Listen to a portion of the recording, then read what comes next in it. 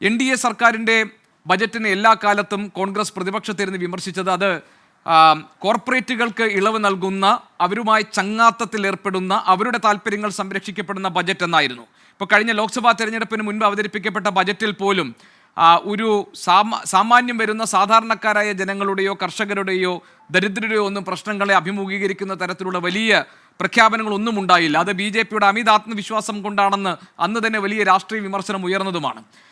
അതിൻ്റെ ഒരു തിരിച്ചടി ആ അർത്ഥത്തിൽ BJPക്ക് നേരിടേണ്ടി വരികയും ചെയ്തു. ആ പ്രശ്നങ്ങളെയൊക്കെ പരിഹരിക്കുന്ന, അല്ലെങ്കിൽ പോരായ്മകൾ എന്താണെന്ന് തിരിച്ചറിഞ്ഞ് രാഷ്ട്രീയമായി കൂടി പ്രയോജനപ്പെടും വിധം തിരുത്തലുകൾ വരുത്തിയ ഒരു സമീപനമാണോ ഈ ബജറ്റിൽ കണ്ടത്? അങ്ങനെയാണെങ്കിൽ പ്രതിപക്ഷത്തിന് ഈ ബജറ്റിൽ വിമർശിക്കാൻ ബാക്കി എന്താണുള്ളത്?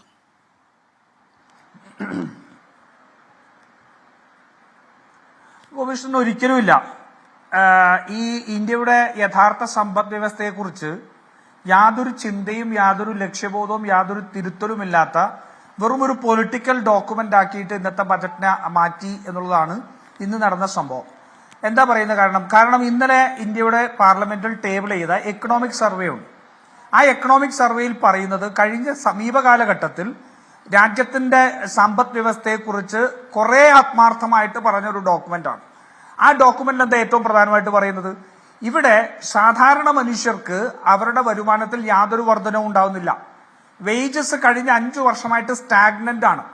ലേബർ ഏറ്റവും കൂടുതൽ തിരിച്ചടി നേരിട്ടുകൊണ്ടിരിക്കുകയാണ്. തൊഴിലില്ലായ്മ വലിയ തിരിച്ചടി ഉണ്ടായിക്കൊണ്ടിരിക്കുന്നു. രാജ്യത്തെ കോർപ്പറേറ്റുകൾ ഏകദേശം 4000 വരുന്ന ഈ രാജ്യത്തെ കോർപ്പറേറ്റ് സ്ഥാപനങ്ങളുടെ റവന്യൂ 6% വർദ്ധിച്ചു. കഴിഞ്ഞ സാമ്പത്തിക വർഷം വർദ്ധിച്ചപ്പോ അവരുടെ ലേബർ എക്സ്പെൻസ് ഏകദേശം 1.3% ആയിട്ട് കുറഞ്ഞു എന്ന് പറയുന്നത് വലിയ പ്രശ്നമാണ്. രാജ്യത്ത് സാമ്പത്തിക അസമത്വം ഏറ്റവും രൂക്ഷമായ രീതിയിൽ നിലനിൽക്കുന്നു എന്ന് പറഞ്ഞത് ഇന്നലത്തെ എക്കണോമിക് സർവേ ആണ്. ഇതെല്ലാം വെച്ചുകൊണ്ട് ഇന്ന് ഒരു ബജറ്റ് വരുമ്പോൾ അതിനെ അഡ്രസ് ചെയ്യുന്ന രീതിയിലുള്ള പ്രഖ്യാപനങ്ങളോ തീരുമാനങ്ങളോ ഉണ്ടാവണമായിരുന്നു. ഇതൊന്നുമില്ല. ഇപ്പോ ചർച്ചകൾ മുഴുവൻ പോകുന്നത് ഈ പറയുന്ന ആദായ നികുതിയിൽ ഇളവ് വന്നാണ്. ആദായ നികുതി ആകെ കൂടി 2% ആൾക്കാരാണ് ആദായ നികുതി അടയ്ക്കുന്നത്. 6% ടാക്സിന്റെ നെറ്റിൽ വരുന്നെങ്കിൽ പോലും ആദായ നികുതി അടയ്ക്കുന്നത് ഏകദേശം 2.5% ജനങ്ങളാണ്. ഞാൻ അതിനെ കുറച്ച് കാണുന്നില്ല, അതവിടെ നിൽക്കട്ടെ. പക്ഷേ രാജ്യത്തിന്റെ സമ്പദ് വ്യവസ്ഥയിൽ ഇന്ന് തളർത്തുന്ന ഏറ്റവും പ്രധാനപ്പെട്ട വിഷയങ്ങളിൽ ഇടപെടാനായിട്ട് എന്തെങ്കിലും നയമുണ്ടോ? നോക്കൂ ഗോപികൃഷ്ണൻ, ഒരു ഗ്ലോബൽ ചാലഞ്ച് നമ്മുടെ മുന്നിലുണ്ട്. അമേരിക്കയിൽ ഭരണമാറ്റം ഉണ്ടായി ട്രംപ് വന്നതിനു ശേഷം ട്രംപ് എടുക്കുന്ന നടപടികൾ ഒരു വ്യാപാര യുദ്ധത്തിലേക്കാണ് ലോകത്ത് പോയിക്കൊണ്ടിരിക്കുന്നതെന്ന് സൂചിപ്പിക്കുന്ന രീതികളാണ്. ചൈനയും US തമ്മിൽ വലിയ രീതിയിലുള്ള വ്യാപാര യുദ്ധം നടക്കുമ്പോൾ ഏറ്റവും വലിയ ശക്തിയായ ഇന്ത്യ എവിടെയാ നിൽക്കുന്നത്? യാതൊരു വിധത്തിലും അതിന് പ്രതിരോധിക്കേണ്ട രീതിയിൽ, അല്ലെങ്കിൽ ആ മത്സരത്തിലേക്ക് കടക്കുന്ന രീതിയിൽ യാതൊരു വിധത്തിലുള്ള പ്രഖ്യാപനങ്ങളും ഈ ബജറ്റിൽ ഉണ്ടായിട്ടില്ല. രണ്ടാമത്തെ കാര്യം നോക്കൂ, ആർട്ടിഫിഷ്യൽ ഇന്റലിജൻസിന്റെ കടന്നുകയറ്റം. നമ്മളിപ്പോ ഡീപ് സീക്കിനെ സംബന്ധിച്ചൊക്കെ സംസാരിക്കുന്ന സമയമാണ്. ആർട്ടിഫിഷ്യൽ ഇന്റലിജൻസിന്റെ കടന്നുകയറ്റത്തോടുകൂടി അത് വെല്ലുവിളികളുമുണ്ട്, സാധ്യതകളുമുണ്ട്. വെല്ലുവിളികൾ എന്താ? തൊഴിൽ നഷ്ടം ഒരു വെല്ലുവിളിയാണ്. ആ തൊഴിൽ നഷ്ടം ഒരു ഭാഗത്ത് വെല്ലുവിളിയായിട്ട് നടക്കുമ്പോൾ സാധ്യതകൾ ഉപയോഗിക്കപ്പെടണം. എന്താണ് ഈ ബജറ്റിൽ പറഞ്ഞു വെച്ചിരിക്കുന്നത്? ആർട്ടിഫിഷ്യൽ ഇന്റലിജൻസിനെ കൊണ്ടിട്ടുള്ള ഈ സമ്പദ് വ്യവസ്ഥയിലുള്ള പ്രശ്നത്തിന് വേണ്ടി അഡ്രസ് ചെയ്യുന്നതിന് വേണ്ടി 500 കോടി രൂപയാണ് മാറ്റിവെച്ചിരിക്കുന്നത്. 48 ലക്ഷം 50 ലക്ഷം കോടി രൂപയുടെ ഇന്ത്യയുടെ ബജറ്റിൽ 500 കോടിയാണ് ഈ 2024 ആർട്ടിഫിഷ്യൽ ഇന്റലിജൻസ് കൊണ്ടുണ്ടാകുന്ന പ്രശ്നങ്ങളിൽ. അതും ലോങ് ടേം അല്ലേ? അവർക്ക് അതിനു വേണ്ടിയിട്ടുള്ള അടൽ തിങ്കറിംഗ് ലാബ്സ് ഉൾപ്പെടെ ഈ ആർട്ടിഫിഷ്യൽ ഇന്റലിജൻസിനെ കുറിച്ചിട്ട് താങ്കളുടെ പ്രധാനപ്പെട്ട ആക്ഷേപം എന്താണ്? അതായത് ആർട്ടിഫിഷ്യൽ ഡീപ് സീക്ക് ഒക്കെ വന്നിരിക്കുന്ന സാഹചര്യത്തിൽ ആർട്ടിഫിഷ്യൽ ഇന്റലിജൻസിന്റെ അനന്തമായ സാധ്യതകൾ പ്രയോജനപ്പെടുത്തും വിധമുള്ള ഇടപെടലുകൾക്ക് പണം നീക്കിവെച്ചിട്ടില്ല എന്നതാണോ?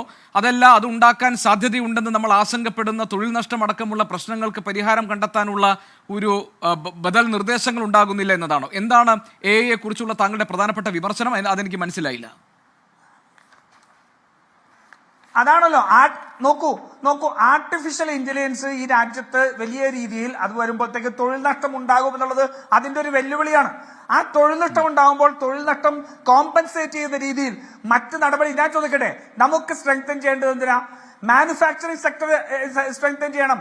ഈ ചൈനയും ഇന്ത്യയും തമ്മിലുള്ള US തമ്മിലുള്ള വ്യാപാര യുദ്ധം നടക്കുമ്പോൾ ഒരു മാനുഫാക്ചറിംഗ് സെന്ററായിട്ട് ഇന്ത്യ മാറുന്നതാണ് അതിന്റെ സാധ്യത. ആ മാനുഫാക്ചറിംഗ് സെന്റർ ശക്തിപ്പെടുത്താൻ എന്ത് നടപടിയുണ്ട്? മേക്ക് ഇൻ ഇന്ത്യ പരാജയപ്പെട്ടു എന്ന് ഇവരെ ഇപ്പൊ അംഗീകരിക്കുന്നുണ്ടല്ലോ ഏകദേശം. അതുകൊണ്ടാണല്ലോ പുതിയ പേരിട്ട് വന്നിരിക്കുന്നത്. മേക്ക് ഇൻ വ്യാവസായിക രംഗം തകർന്നിരിക്കുന്നു. വ്യവസായ രംഗം തകർന്നിരിക്കുന്നിടത്ത് ഈ പറയുന്ന, കാരണം അതിന്റെ ഏറ്റവും പ്രധാനപ്പെട്ട വിഷയം മാനുഫാക്ചറിംഗ് സെഗ്മെന്റ് 4% പോലും ജോബ് ക്രിയേഷൻ നടക്കുന്നില്ല എന്നുള്ളതാണ്. തൊഴിലില്ലായ്മ ഏറ്റവും കൂടുതൽ രൂക്ഷമാവുന്നതിന്റെ കാര്യം ഇന്ത്യയുടെ മാനുഫാക്ചറിംഗ് സെക്ടർ തകർന്നു എന്നുള്ളതാണ്.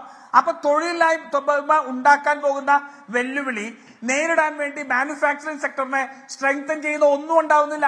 ഇനി നോക്കൂ, ആർട്ടിഫിഷ്യൽ ഇന്റലിജൻസിലേക്ക് ഇപ്പോ ചൈന ഡീപ് സീ കൊണ്ടുകൊണ്ട് വരുന്നു. അവിടെ വലിയൊരു മത്സരം നടക്കുന്നു, ഒരു മേൽക്കോയ്മയ്ക്ക് വേണ്ടിയുള്ള മത്സരം നടക്കുന്നു. എന്ത് നടപടിയാണ് ഈ ബജറ്റിൽ പറയുന്നത്? 500 കോടി രൂപ ആർട്ടിഫിഷ്യൽ ഇന്റലിജൻസിന്റെ പുതിയ സാധ്യതകളെ സംബന്ധിച്ച് പരിശോധിക്കാൻ വേണ്ടിയിട്ട് വെച്ചാൽ ഈ ഇതിനോടുള്ള വെല്ലുവിളിയാവും? ഒരു വെല്ലുവിളിയില്ല. അപ്പോ അത്തരത്തിൽ യാതൊരു ദിശാബോധവുമില്ലാതെ വെറുതെ എവിടെയൊക്കെയോ പോയി എന്തൊക്കെയോ പറയുന്നു തോന്നിപ്പിക്കുന്ന, അതിന്റെ ഹൈലൈറ്റ് ഈ മധ്യവർഗ സമൂഹത്തെ രക്ഷിക്കുന്നതിന് വേണ്ടിയിട്ടുള്ള ഡൽഹി ഉൾപ്പെടെയുള്ള തെരഞ്ഞെടുപ്പിനെ മുന്നിൽ കണ്ടു.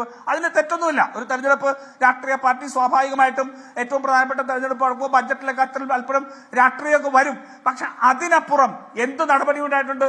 കണക്കുകൾ മുഴുവൻ സൂചിപ്പിക്കുന്നത് ഇന്ത്യ വലിയ പ്രതിസന്ധിയിലേക്ക് പോവുകയാണ്. നോക്കൂ, ഈ ബജറ്റ് തുടങ്ങി വെക്കുന്നത് എന്താ? 2047 വികസിത് ഭാരത് സങ്കല്പമായിട്ടാണ് വെക്കുന്നത്. വികസിത് ഭാരത് സങ്കല്പം എന്ന് പറയുന്ന ഒരു ആശയത്തിലേക്ക് എത്തണമെങ്കിൽ ഇന്നലെ എക്കണോമിക് സർവേ പറഞ്ഞിരിക്കുന്നു, ചീഫ് എക്കണോമിക് അഡ്വൈസർ പറഞ്ഞിരിക്കുന്നു, 10 വർഷം 8% വളർച്ചയിലേക്ക് വരണം. 10 വർഷം. കഴിഞ്ഞ പ്രാവശ്യം ബജറ്റ് ചർച്ച നടന്നപ്പോ ഞാനും ഗോപികൃഷ്ണൻ കൂടെയൊക്കെ ഇരുന്നിട്ടുണ്ടാവും. എത്രയായിരുന്നു അന്ന് BJPയുടെ പ്രതിനിധി പറഞ്ഞത്? 7.4% ഫോർകാസ്റ്റ് വന്നിരിക്കുന്നു.